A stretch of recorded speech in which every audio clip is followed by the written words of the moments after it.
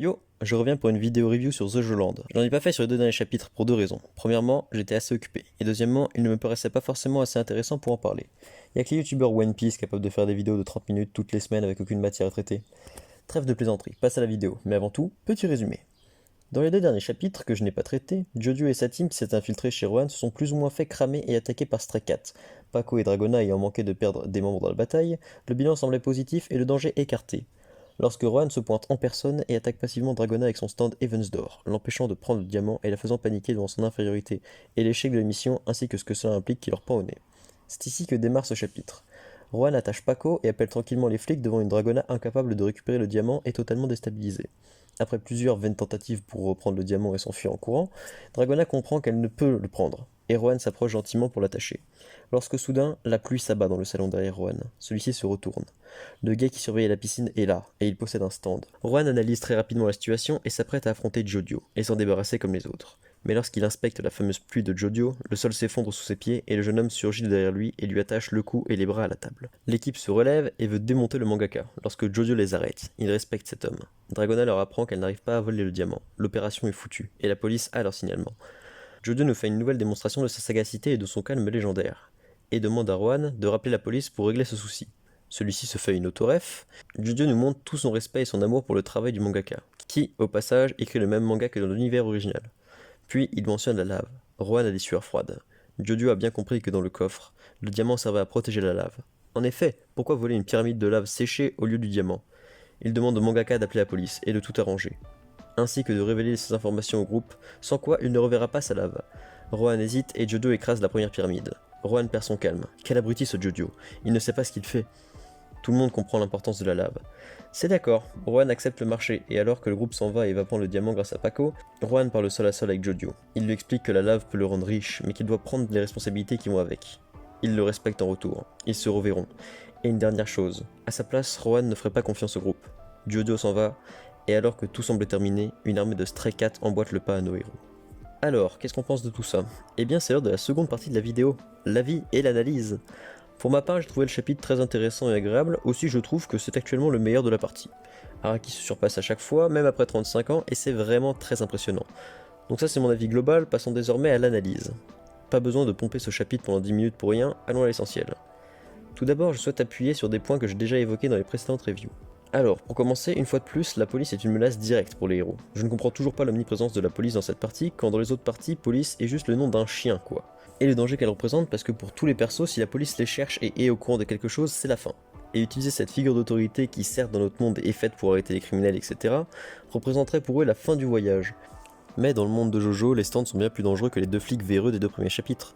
Devons-nous nous attendre à un arc en confrontation avec la police, à des arrestations, éventuellement des libérations ou incarcérations? Et même, y aura-t-il des policiers avec des stands, une sorte de CCG mais pour les manières de stand? En lisant ce chapitre, je me disais, ok, ils vont être poursuivis, ça va faire écho à Golden Wind, ce sera grave cool. Mais il est aussi possible d'avoir un arc en prison en écho à Stone Ocean. Et ce serait tout aussi sympa. Ensuite, le second point que j'ai évoqué dans ma première review, c'est la notion de mécanisme, qui est en fait trouver la façon dont le monde fonctionne.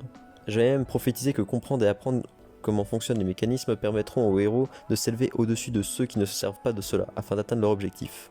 Bah ici on est en plein dedans avec la lave. Pour parler uniquement de ce chapitre, je trouve que la nonchalance de Rohan et les réactions de Dragona nous le montrent comme imbattable. Ainsi quand Jodio arrive et Rohan comprend immédiatement tout, on sent vraiment un danger pour les héros, et c'est très appréciable.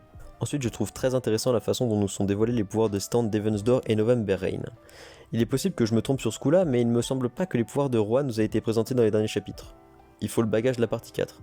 Ainsi, Dragona ne comprend pas pourquoi elle est incapable de prendre le diamant, alors que Rohan a certainement écrit en elle qu'elle en était incapable. D'un autre côté, je trouve ça cool car cela crée une tension et un mystère car les personnages ne comprennent pas le pouvoir de l'ennemi et celui-ci n'a pas besoin de l'expliquer au lecteur. Mais d'un autre côté, ça enlève l'aspect indépendant de chaque partie s'il faut avoir lu la partie 4 pour avoir l'information du pouvoir du stand de Rohan dans la partie 9. Si je devais reprocher quelque chose à ce chapitre, ce serait ça. Mais encore une fois, je me trompe peut-être. Quant au pouvoir de Jodio, il contrôle vraiment la pluie, et d'un côté c'est très logique, mais je pensais pas qu'il pouvait la lester, etc. Ce qui je trouve ouvre beaucoup de possibilités pour les futurs combats. Encore une fois dans ce chapitre, on voit le côté multiface de Jodio, car il passe d'agresseur violent au fan incontesté qui déballe plein de trucs sans qu'on comprenne, à un mec calme et perspicace, en passant par le mec qui fait le con. Ce côté du personnage lui crée vraiment une identité propre très intéressante et bienvenue au sein des Jojo. Et personnellement j'aime beaucoup Jodio, surtout encore une fois quand tu passes après Josuke. Comment parler d'un chapitre de Jojo sans évoquer un mystère, ici la lave, qui va normalement s'avérer être l'élément clé de cette partie. De prime abord avec Paco, on pourrait croire que Jojo va devenir riche grâce à la valeur de la lave, et qu'il faudrait donc la protéger. Mais en réfléchissant 2 minutes, il est clair que ce n'est pas ça, et que cette lave possède des propriétés inconnues qui vont amener Jojo à embrasser sa destinée et devenir riche. Ainsi, il est fort probable que la partie tourne autour de la compréhension et maîtrise du mécanisme de cet artefact. Peut-être même que Paco, qui ne voit pas plus loin que l'argent de la vente de cet objet, va rentrer en confrontation directe avec Jojo. Aussi, la phrase mystérieuse que Rohan a lâchée sur la confiance au sein du groupe reste mystérieuse annonciatrice. Est-ce que l'artefact contrôle les esprits?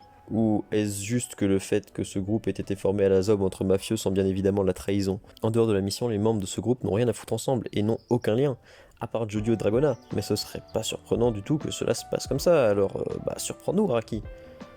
Pour finir, je parlerai d'un autre point très intéressant propre à cette partie.